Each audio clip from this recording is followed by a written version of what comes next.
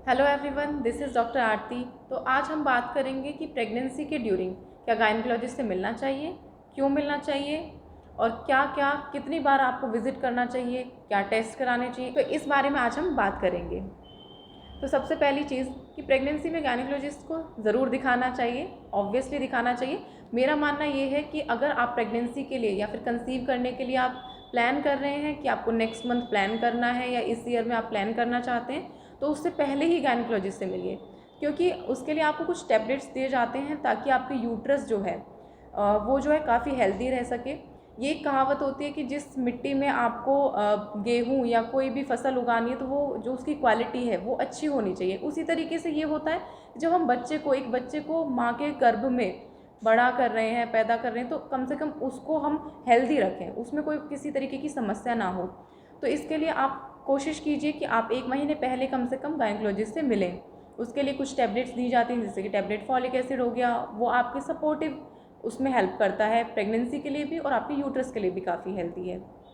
इसके अलावा जैसा कि मानना होता है घर की बुज़ुर्ग महिलाओं का कि हमने भी बच्चे पैदा किए थे, लेकिन हम लोग कभी कहीं दिखाने के लिए नहीं गए, हमें घर पे दाई ने ही डिलीवर करा दिया। क्या वो चीज़ ठीक है? आज के ज़माने में बिल्कुल भी ठीक नहीं है।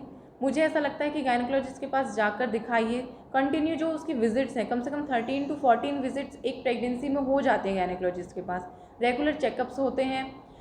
उसमें सारी चीज़ें आपको पता चल जाता है कि मेरे बच्चे में कोई प्रॉब्लम तो नहीं है, किसी तरीके की कोई सिंड्रोम तो नहीं है, जैसे डाउन सिंड्रोम हो गया, किसी तरीके की कोई परेशानी तो नहीं है, बच्चे के दिल में किसी प्रकार का छेद तो नहीं है।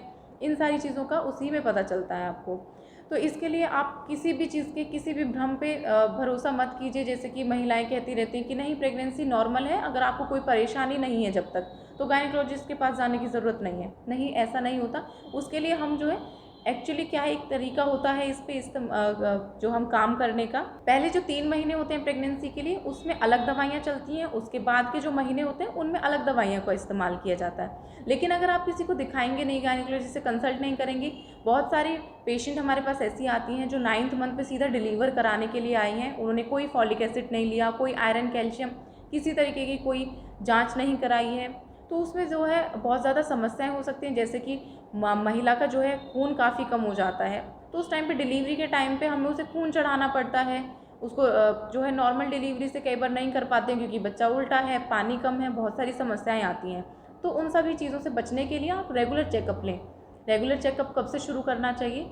जैसे ही आपको पता चला आपका पीरियड मिस हो गया है, आपने यूपीटी टेस्ट किया, उसमें 2 डार्क लाइन्स आ रही हैं, आप डॉक्टर से जाकर मिलिए और आप वो कोशिश कीजिए कि वो किट आप अपने साथ लेकर जाएँ, ताकि आप अपने गायनेकोलॉजिस्ट को क्लियर दिखा सकें कि उसमें 2 डार्क लाइन थी या फिर एक स्लाइटली पॉजिटिव था कि हल्की सी कम लाइन आ रही है एक। तो इस तरीके से गायनेकोलॉजिस्ट आपको फर्दर उसमें इन्वेस्टिगेशंस के लिए बोलेंगे, जैसे कि आपका एएनसी प्रोफाइल होता है। एएनसी प्रोफाइल के अंदर काफ़ी सारे टेस्ट होते हैं, ब्लड टेस्ट होते हैं, ये वो सारे रन कराएंगे। उसके अलावा अल्ट्रासाउंड्स कितने होने चाहिए, कब होने चाहिए, उसके बारे में हम डिटेल में बात करेंगे। तो मेरा मानना ये है कि प्रेगनेंसी में आप जितनी ज़्यादा विजिट्स लेंगे, जितने आपका रेगुलर चेकअप्स रहेगा, आप उतने हेल्दी रहेंगे, आप भी और आपका बच्चा भी। इसके लिए आप किसी भी प्रकार की लापरवाही मत कीजिए, क्योंकि बच्चा आपके लिए उतना ही इम्पोर्टेंट है, आपकी जान भी उतनी ही ज़रूरी है, ठीक है ना? तो आप दोनों स्वस्थ रहें, इसके लिए इस तरीके की कोई लापरवाही मत कीजिए कि किसी दाई के पास जाकर हम डिलीवरी करा लें या हम कोई मेडिसिन ना लें, हम कोई चेकअप ना कराएं। Please do visit your gynaecologist. Thank you.